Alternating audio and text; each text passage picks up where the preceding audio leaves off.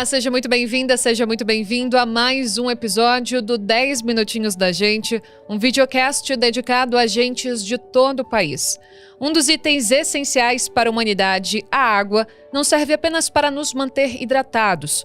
O acesso à água em quantidade e qualidade é capaz de reduzir a propagação de micro-organismos e diminuir os casos das chamadas doenças por veiculação hídrica, como, por exemplo, diarreias, verminoses, hepatite A, leptospirose e esquistossomose.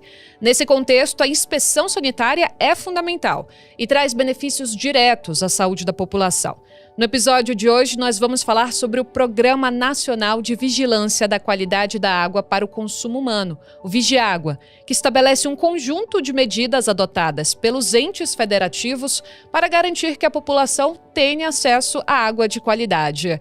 Então, os agentes são eles os profissionais que, através das visitas domiciliares, fazem o cadastramento das famílias, identificam a situação de saneamento e moradia e acompanham a situação de saúde das famílias, atuando na melhoria da qualidade de vida da população.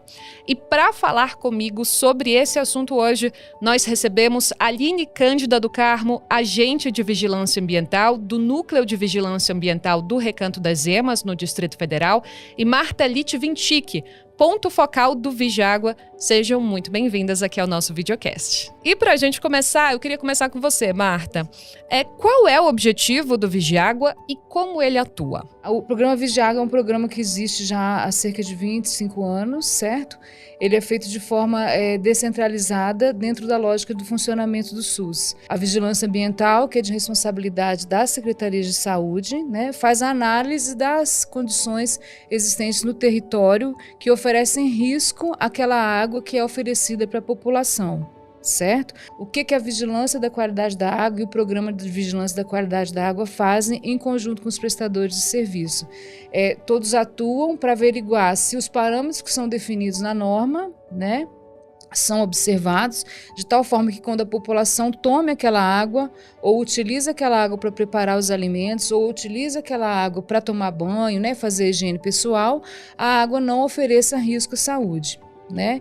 E em conjunto com todas as atividades que são inclusive realizadas com os agentes de endemia, os agentes comunitários de saúde, que são um papel importante nessa cadeia de trabalho, né? Organizam as atividades em campo, em território, para entender quais são os riscos que estão ali presentes para essa água que a população vai consumir e evitar esses riscos. E Aline, qual é o papel do agente de vigilância ambiental? Como é que ele atua para garantir a qualidade de água que chega à população? Bom, nós, agentes de vigilância ambiental, a gente trabalha com monitoramento e vigilância da água, né, para consumo humano, por meio de coletas. Atualmente, aqui no Distrito Federal, nós temos 3.200 amostras anuais que são baseadas nas 5 bacias hidrográficas que nós temos aqui no Distrito Federal, que abastece o DF. Além disso, né, nós também trabalhamos com orientação para a população sobre outras formas de abastecimento de água. E aí tem que se tomar muito esse cuidado, porque, por exemplo, de poços, de cisternas, né? Aí o agente de vigilância ambiental vai fazer essa educação. Para quê? Para que ele possa tomar esse cuidado, para que essa água seja potável e, a partir disso, não ter aí uma transmissão de doenças hídricas, né? Para evitar que aconteçam as doenças hídricas. E, Marta, eu queria também saber como é que funciona o sistema de informação da vigilância da qualidade da água para o consumo humano, ou seja, o Ciságua, né? E qual é o papel no contexto do Vigiágua? Certo. O Ciságua é um sistema de informação online que funciona para quê?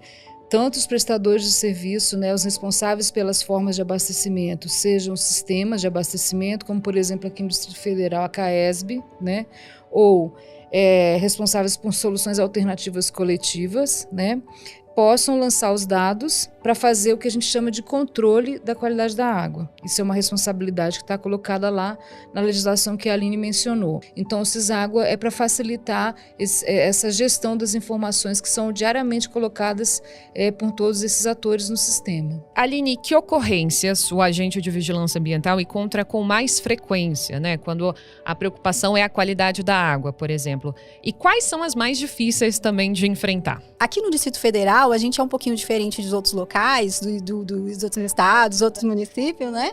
Porque a gente tem um bom tratamento de água, né? Tem um bom tratamento de distribuição, mas isso não acontece na maioria dos municípios. E aí que mora o perigo, porque aí tem uma precariedade nessa questão de ver como que a água está sendo realmente tratada, de como está sendo realmente distribuída. E por isso que não é somente, então, fazer essa avaliação, né, da água em si. É necessário uma ajuda, mais uma vez, né, uma ajuda, uma educação da população e, assim mesmo, se possível, uma ajuda de hipoclorito, para poder ajudar essas famílias que não têm condições de ter uma água própria para consumo. Aqui em Brasília a gente tem uma situação diferente, privilegiada em relação ao Brasil, porque a gente tem praticamente 99% da população com abastecimento de rede, né, de água e esgoto, que significa que a água é captada, é tratada, ela é analisada, ela está de acordo com os parâmetros de potabilidade da água, as pessoas usam e ela é transformada em esgoto, né, que é coletado e tratado. Né?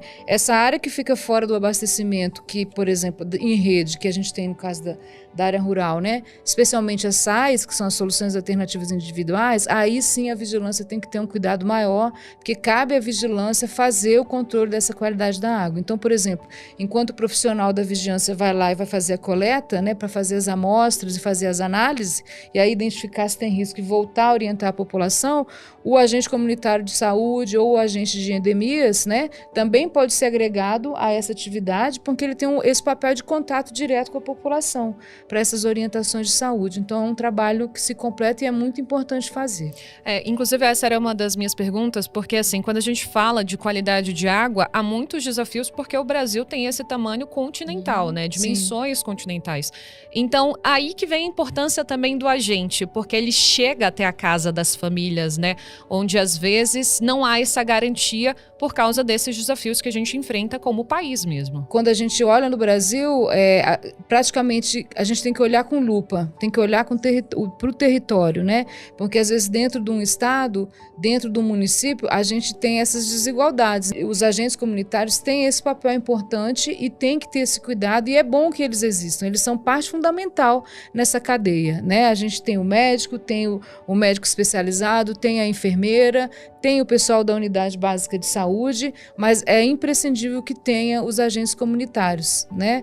Seja de endemias, seja de saúde, que trabalhem em articulação para conhecer a população. Na verdade, eles conhecem, né? São os que mais conhecem, na verdade, todo mundo, porque vão lá bater de porta em porta para fazer essas orientações que a Aline colocou, né?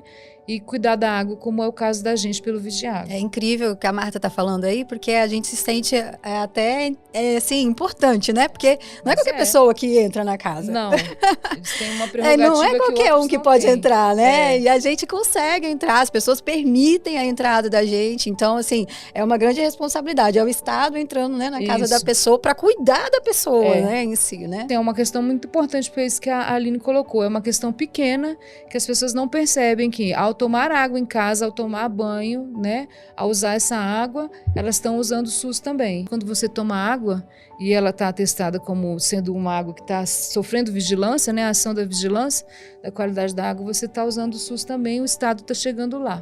Perfeito. E para a gente já encerrando, eu queria só uma última participação de vocês, das duas, para perguntar assim: que tema o agente não pode deixar de abordar junto à população quando o tema é água? Como a gente observou, a água contaminada, ela transmite aí muitas doenças, né? Você mesmo destacou. Então, a população ficar ciente disso, que ela precisa sim, é direito dela, de ter essa água potável e própria para consumo humano, porque senão ela mesma vai ter esse prejuízo quanto à saúde dela. Eu concordo com a Aline, eu acho que assim que os agentes devem se preocupar com essas orientações para a população, especialmente aqui abastecida por sistema alternativo, né, individual. Então, ele observando as condições de saneamento, orientando as populações sobre a adequada higiene da mão, o uso de água e sabão, que é uma coisa básica que a gente aprendeu aí com a pandemia de Covid-19, né? Então, olhando e orientando sobre a questão da qualidade da água, sobre as condições de higiene da família e sobre as condições de saneamento básico da família, a gente vai estar prevenindo e precavendo essas pessoas, né, para não evitarem problemas de saúde. Marta, Aline, quero agradecer muito a participação de vocês aqui. Muito obrigada pela presença no nosso videocast. E ainda dá tempo de um último recado, então anote aí.